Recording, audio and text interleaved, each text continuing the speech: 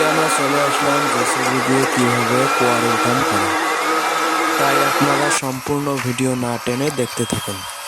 আজকে আপনাদের জন্য বহুদূর রোড অতিক্রম করে চলে আসলাম কামে।